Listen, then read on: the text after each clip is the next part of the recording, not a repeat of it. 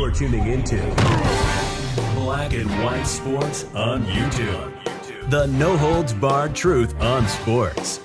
The main event starts now. All right, Black and White Sports supporters, we're going to talk about Jayden Daniels and Caleb Williams. Very interesting. Something I've been screaming for months now is that I have Jayden Daniels ahead of Caleb Williams. I think he's a better prospect.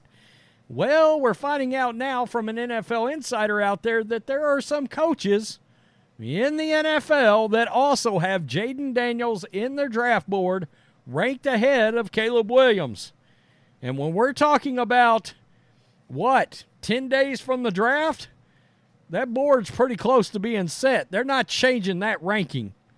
Okay, we're going to take a look at that. We're also going to, just for a brief moment, check out the now very clear betting odds because it's Adam Schefter looks like his nugget he threw out there about Jayden Daniels going to the Redskins / Commanders is very accurate because the betting lines, DraftKings, FanDuel, well, they have now clearly put Jayden Daniels as the number 2 favorite to the Commanders. And we will take a look at something Cam Newton said. Now, there's been a lot of fire out there around the idea that Caleb Williams should force himself away from the Chicago Bears. I think it's absurd, but he should pull an Eli Manning and go to a different team. Now, again, I don't know why he would do this because the Bears have literally bent over backwards. They have traded for players. They've got people on that team now to try to get this guy in the best position they can get him in on offense. You got DJ Moore. You got Keenan Allen now. You got Cole Kmet. This team is lined up offensively to succeed for a rookie quarterback. I have no idea why he should want to get out now. Wouldn't it be odd if he forced his way out and then, let's say they took Jayden Daniels and, he ends up being the guy? That would be sort of ironic.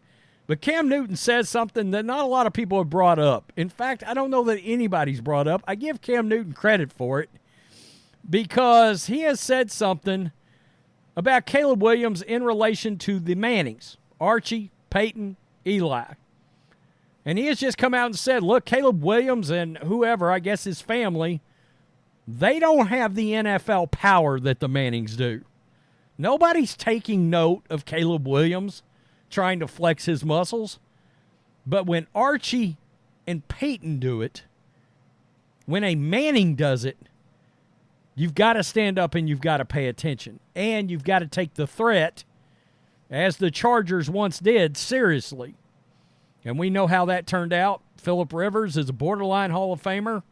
Statistically, he had a much better career than Eli, but Eli will probably go to the Hall because he's got two Super Bowl victories.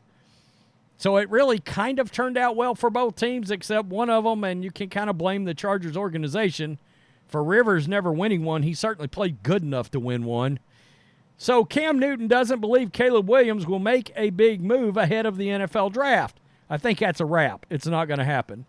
While appearing on Club Shay Shay's podcast, Shannon Sharp, the host and Pro Football Hall of Famer Shannon Sharp asked the former Carolina Panthers and Patriots quarterback if Williams was going to pull an Eli Manning and not play for the Bears next year. I found this very interesting, but Cam Newton said the quiet part out loud. And he also brings up Dion because Dion's got another name, and next year he's got some kids coming out. All right, he's going to have Shadur, he's going to have Travis Hunter, and he's going to be an influence there.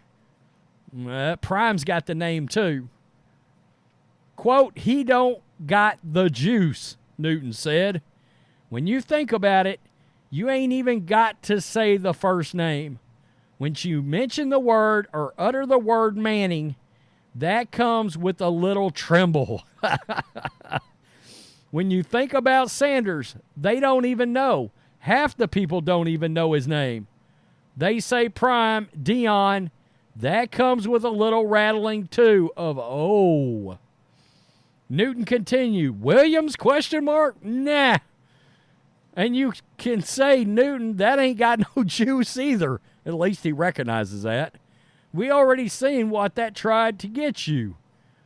We sitting across from Shay Shay, but it's just the facts.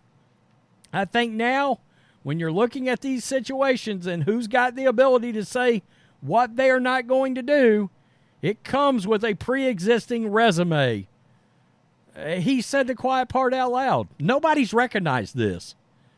Nobody has come out and say, look, Caleb Williams doesn't have the power, the juice of a Manning or a Dion to say, you know what? My kid's not going there. It's not going to happen. Find another place. And, of course, a lot of people had made the correlation that Williams should not play for the Bears because of the Bears' history with quarterbacks. But, look, Ryan Poles could not do a better job than he's done getting that kid ready for success. If he falls flat, it's going to be on Caleb Williams, and to a little bit lesser extent coaching. I do believe coaching matters. But Shane Waldron, he's not some chump at offensive coordinator. He's a good one. So if Caleb falls on his ass, that's going to be Caleb's fault. I still question the kid's mentality, but I've done enough videos on that. That's a subject for a different day. You've got to be strong mentally in the NFL, and he's going to find that out. So Adam Kaplan, a Pro Football Network, pretty good site. Adam Kaplan's been around a long while, too. He's their NFL insider. This was interesting right here. We've spoken to some coaches around the NFL lately who actually have graded Jayden Daniels above Caleb Williams, which is something I've been saying for a while. Now, I'm no coach, but I like Jayden's tape better. All right? I like his moxie better. I think he's certainly more of a dual threat than Caleb is. I think he's got the potential to be a superstar. I mean, a great one. We'll see. He's got a lot of weapons at LSU, and I don't love that. I ideally like a guy like Drake Maye that comes out and doesn't have a lot around him and might have faced a little more adversity. But Jayden Daniels had plenty of adversity early on.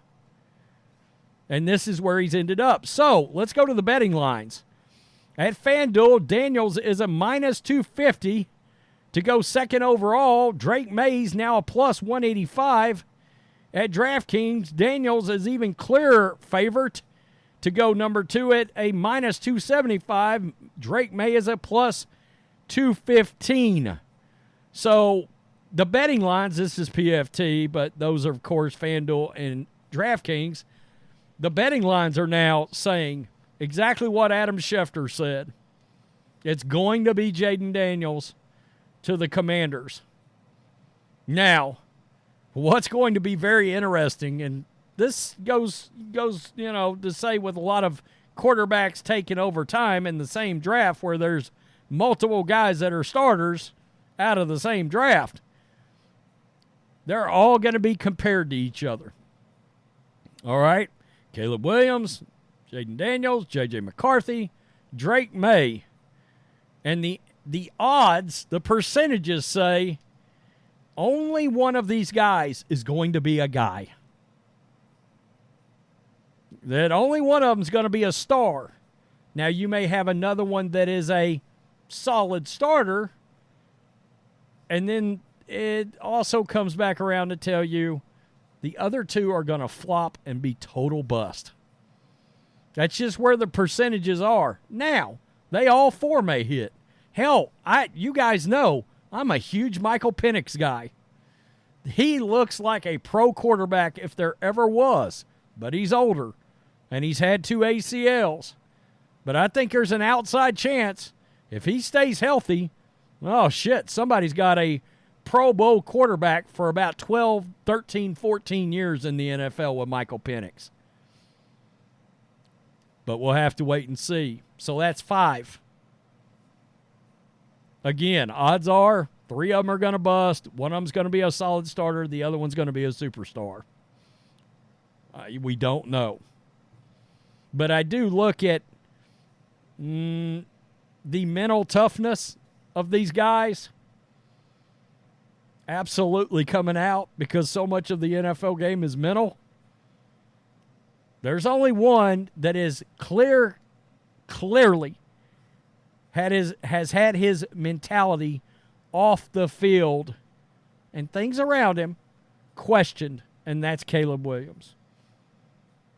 You know, I mean, some will call you a racist for that, but my number one quarterback's Jayden Daniels, so go bleep yourself. You get my point. And Penix is my number 2. So, you know, tell me what you think. This is going to be an interesting draft. Peace. I'm out. Till next time. Thanks for watching the show.